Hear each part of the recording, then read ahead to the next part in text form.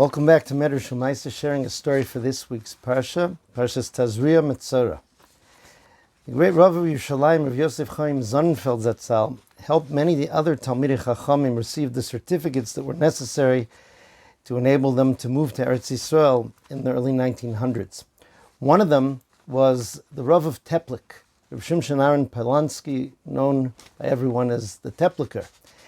Later on, he became the halachic authority that so many of the next generation's poskim learned from. Everyone from Rav Shlomo Zalman Auerbach to Rav Elyashiv to Rav Yosef all learned and were meshamish the Tepliker. However, when he came to Eretz Yisrael, he was virtually unknown and he had no source of income.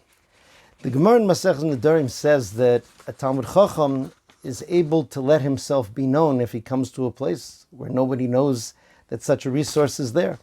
So he went to visit different Talmidei Chachamim in Yerushalayim and to speak with them on topics of Torah. He said often when he would come out from the house of a Talmud Chacham, he would feel disappointed because even though they had a very deep discussion in Torah, he said, to be honest, he told one of the people close to him, more than I was concerned about the answer to the difficult question I posed, I was concerned about the fact that me and my family were starving. We had nothing. He said the cleverest Rav, what he called the greatest pikeach.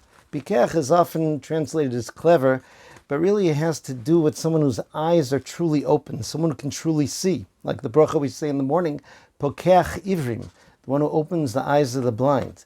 So he said this was Rav Yosef Chaim Sonnenfeld.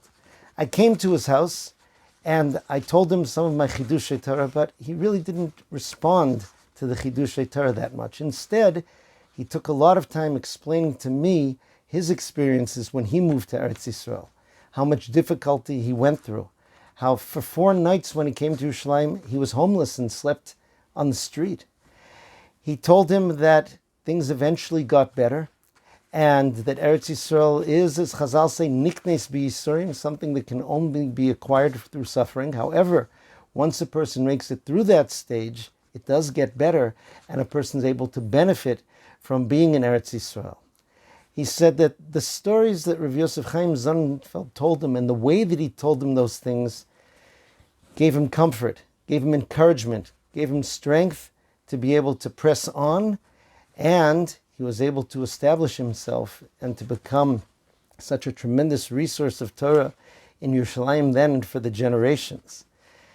Rav Sonnenfeld didn't leave it just at words itself, but as soon as the Rav left, he started working on different things to enable him to attain a position, to attain income. That was the pikrus of Rav Sonnenfeld. In this week's parsha, we learn about the Metzora, the punishment of the Metzora, the tshuva of the Metzora, who was someone who said things that were negative, who spoke Lashon Hara. However, there's a Zohar Kodesh that many of the Sfarim quote on this parsha that tells us that just as there is a punishment for speaking words of Lashon Hara, of Mila Bisha, of bad words, negative words, it says there's also a punishment al milin tovin da'asin liyadei v'lo malal. If a person has the opportunity and the ability to say good words, healing words, encouraging words, and doesn't say them, they're also liable for punishment.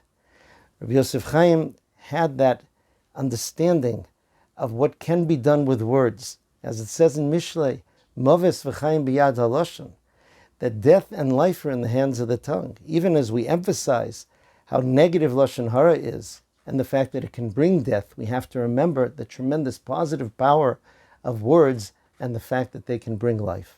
Wishing everyone a wonderful Shabbos.